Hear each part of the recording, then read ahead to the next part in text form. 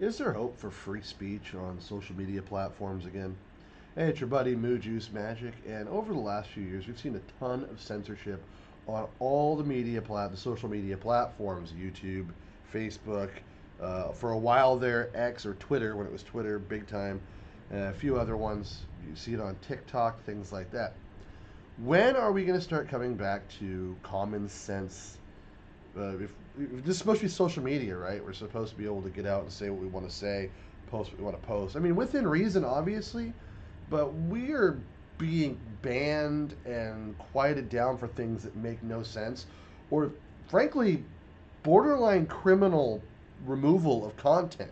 What I mean by that is when you share something that you know is true and someone disagrees with it or doesn't fit a narrative, it gets removed. It happens on all of these platforms still to this day.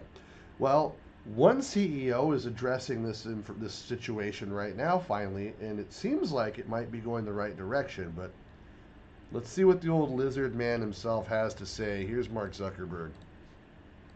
Hey everyone. I want to talk about something important today because it's time to get back to our roots around free expression on Facebook and Instagram. I started building social media to give people a voice. I gave a speech at Georgetown 5 years ago about the importance of protecting free expression, and I still believe this today. But a lot has happened over the last several years. There's been widespread debate about potential harms from online content. Governments and legacy media have pushed to censor more and more. A lot of this is clearly political, but there's also a lot of legitimately bad stuff out there. Drugs, terrorism, child exploitation. These are things that we take very seriously, and I want to make sure that we handle responsibly. So we built a lot of complex systems to moderate content. But the problem with complex systems is they make mistakes. Even if they accidentally censor just 1% of posts, that's millions of people. And we've reached a point where it's just too many mistakes and too much censorship. The recent elections also feel like a cultural tipping point towards once again prioritizing speech. So we're going to get back to our roots and focus on reducing mistakes, simplifying our policies, and restoring free expression. Never should have stopped free speech. More specifically, here's what we're going to do. First, we're going to get rid of fact checkers and replace them with community notes, similar to X. Just going to rip off X, yeah. After Trump first got elected in 2016, the legacy media wrote non-stop about how misinformation was a threat to democracy. We tried in good faith to address those concerns without becoming the arbiters of truth. No, that's what you did. But the fact checkers have just been too politically biased and have destroyed more trust than they've created, especially in the US. True. So over the next couple of months, we're going to phase in a more comprehensive community notes system. Second, we're going to simplify our content policies and get rid of a bunch of restrictions on topics like immigration and gender that are just out of touch with mainstream discourse. I'm not going to lie, dude. What started as a movement to be more inclusive has increasingly been used to shut down opinions and shut out people with different ideas, and it's gone too far. So I want to make sure that people can share their beliefs and experiences on our platforms. Third, we're changing how we enforce our policies to reduce the mistakes that account for the vast majority of censorship on our platforms. We used to have filters that scanned for any policy violation. Now, we're going to focus those filters on tackling illegal and high-severity violations. And for lower severity violations, we're going to rely on someone reporting an issue before we take action. The problem is that the filters make mistakes, and they take down a lot of content that they shouldn't. So by dialing them back, we're going to dramatically reduce the amount of censorship on our platforms.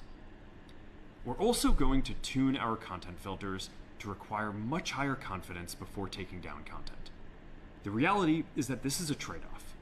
It means we're going to catch less bad stuff, but we'll also reduce the number of innocent people's posts and accounts that we accidentally take down. Fourth, that'd be good. We're bringing back civic content. For a while, the community asked to see less politics because it was making people stressed. So we stopped recommending these posts. No, just conservative posts. Like clarify, you only did that for conservative posts. And we're starting to get feedback that people want to see this content again. So we're going to start phasing this back into Facebook, Instagram, and Threads while working to keep the communities friendly and positive. Fifth, we're going to move our trust and safety and content moderation teams out of California, and our US-based content review is going to be based in Texas. As we work to promote free expression, I think that will help us build trust to do this work in Oh, places where there is less concern about the bias of our teams. Finally, we're going to the work teams with are still President gonna be Trump to biased. push back on governments around the world that are going after American companies and pushing to censor more. The US has the strongest constitutional protections for free expression in the world. Europe has an ever-increasing number of laws institutionalizing censorship and making it difficult to build anything Yeah. innovative there. Latin American countries have secret courts that can order companies to quietly take things down. China has censored our apps from even working in the country. The only way that we can push back on this global trend is with the support of the US government. And that's why it's been so difficult over the past 4 years when even the US government has pushed for censorship. Yeah, By no going kidding. after us and other American companies, it has emboldened other governments to go even further. But now we have the opportunity to restore free expression, and I am excited to take it. It'll take time to get this right, and these are complex systems. They're never going to be perfect.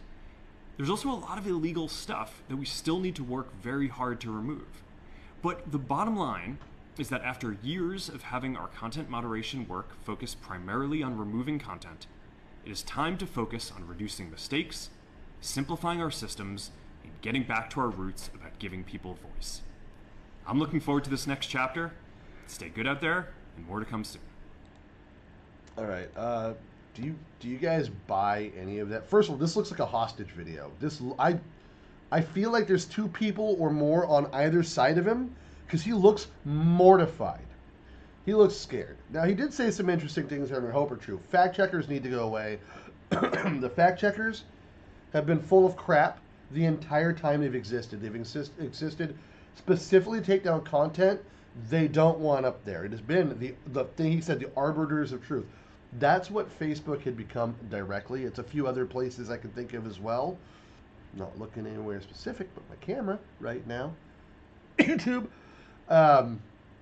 It would be nice to see other people follow this, and I think if other people start following this, if YouTube starts to follow this, if TikTok, well, they're never going to. This China, their whole thing is special content just for the U.S. to make the U.S. less intelligent. And if you think I'm wrong with TikTok, try me, look it up, and then other places like that would be great. Any other social media platforms where people can post their stuff, that would be good to see this trend if it's true.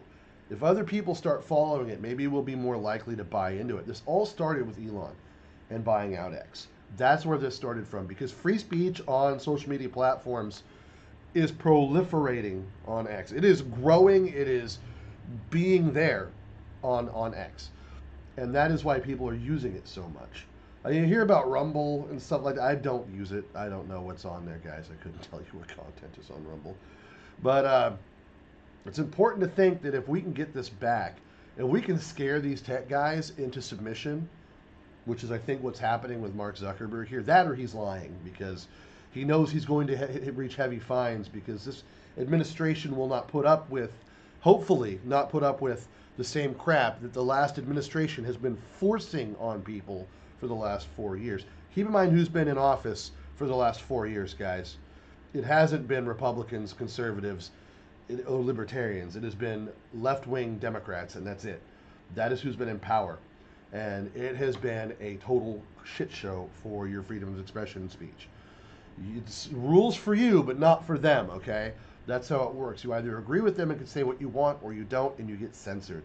And Facebook was really, and is still currently, as of this morning, really bad about that. I would like to see more effort and a little more things addressed. I do agree with the illegal activity, with things like terrorism, things like that. That should be taken down for sure. There's no reason you should scroll on your Facebook and see a guy removing a dude's head in the Middle East and putting it on the guy's torso, yelling Allahu Akbar, okay? You shouldn't be seeing that. And you were seeing a lot of that on Facebook at one point. And I do mean a lot. The problem is the censorship didn't start with that. It started when everybody got sick at the world at one time. And that's where the real censorship started big time on social media. And it's never recovered from that. So hopefully this is a step in the right direction. As for the politics thing, again, they've been able to share whatever politics they want on one side. You just couldn't share it on your side if you lean more to the right of the aisle. So we got to be careful about wording that stuff, Mark. It's important to know about Mark Zuckerberg, though. Lately, he's gone through some personal changes. I know he's been big into jujitsu. He's been working out. Maybe that testosterone is helping his brain recover because male brains need testosterone to think correctly. It's science. It just is, guys. It's how we get them extra creases in our brains, okay? Anyway, let me know what you guys think. Do we trust Zuckerberg here? Is this a ploy? Is he being held hostage? Blink twice, Mark, if you're in trouble. Because this feels like I mean, look at this. Look at the look on his face here, guys. Does this look like a man who's confident in what he's saying? I don't think so. I want to believe what he's saying. I do, because it's a good thing if he's saying it. It's a positive trend. If he's saying this is good. If he's sincere about it. But is he? Is he just trying to get himself out of trouble? The guy did testify in front of Congress and said the government was forcing him to censor content. So take that for what you will. Maybe he's feels like he's safe to come out from the boots of the one side of the aisle. And maybe now he feels like the other side will protect him. I don't know. Maybe we will. But that remains to be seen too. We don't know what's going to happen with this presidency. We don't know what's going to happen with this Congress. We don't know yet because we're not there. We'll know in a couple months how things start to work. Anyway, I'm your buddy Moo Juice Magic. Let me know what you think in the comments. I love you in the face, and I will catch you on the next video.